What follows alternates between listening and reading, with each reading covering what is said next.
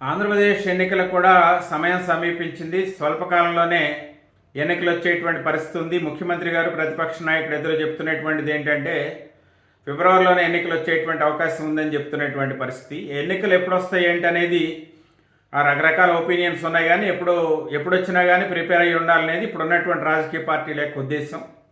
అందుకే వైఎస్ఆర్సీపీ, తెలుగుదేశం, జనసేన మూడు పొత్తులో జనసేన, తెలుగుదేశం ఎవరి సీట్లు ఏంటి అనేది వాళ్ళు నిర్ణయించుకునేటువంటి పనిలో ఉన్నారు.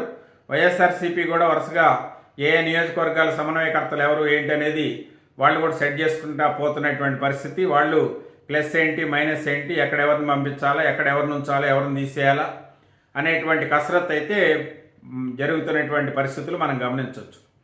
అయితే ఇక్కడ గమనించాల్సిన విషయం ఏంటంటే వైఎస్ఆర్సీపీలో కనీసం 40 మంది ఎమ్మెల్యేలు, మాజీ మంత్రులు, లేకపోతే ఇప్పుడు మంత్రులుగా ఉన్నటువంటి వ్యక్తులు వాళ్ళు 40 మందికి టికెట్లు ఇచ్చే పరిస్థితి లేదు అనేటువంటిది వినిపిస్తున్నటువంటి మాట.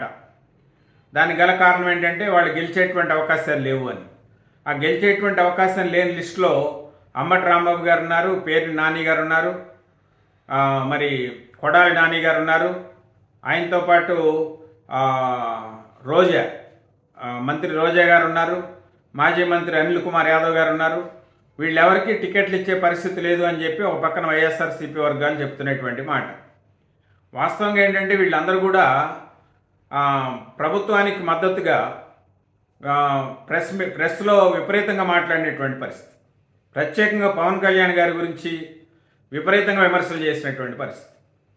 ఆయన రాజకీయ విషయాలపైన కాకుండా ఆయన వ్యక్తిగత విషయాలపైన, ఆయన సినిమాలపైన, ఆయన కుటుంబ విషయాలపైన ఏది పడితే అది మాట్లాడి నీచాతి నీచంగా మాట్లాడి ఆయన యొక్క స్థాయిని దిగజారుద్దామని, ఆయన్ని డీపాపులర్ చేద్దాం అంటే ఆయన్ని భ్రష్టు పట్టిద్దామని చెప్పి వీళ్ళు భ్రష్టు పట్టిపోయినటువంటి పరిస్థితి కనబడతాను.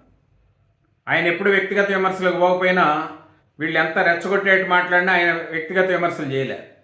కానీ ఆయన వ్యక్తిగత విమర్శలు చేస్తూ ఆయన టార్గెట్ చేసి ఆయన విమర్శలు చేసినటువంటి అభ్యర్థులు ఎవరు వాళ్ళ టికెట్లు పొందేటువంటి పరిస్థితులు లేరు.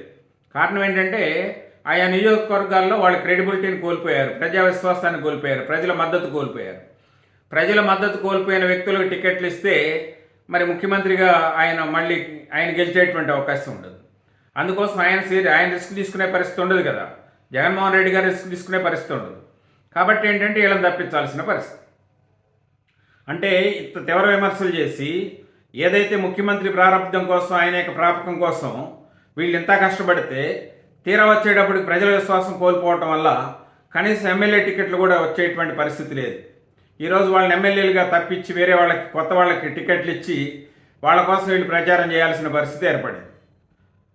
అది మరి దీన్ని బట్టి అర్థమవుతుంది ఏంటంటే హుందాతనం లేకుండా, గౌరవం లేకుండా, పెద్దరికం లేకుండా విమర్శలు చేస్తే ఆ విమర్శల తాలూకు ఫలితాలు వాళ్ళే అనుభవించాల్సి వస్తుంది అనేది ఇప్పుడు మనకు అర్థమవుతున్నటువంటి పరిస్థితి.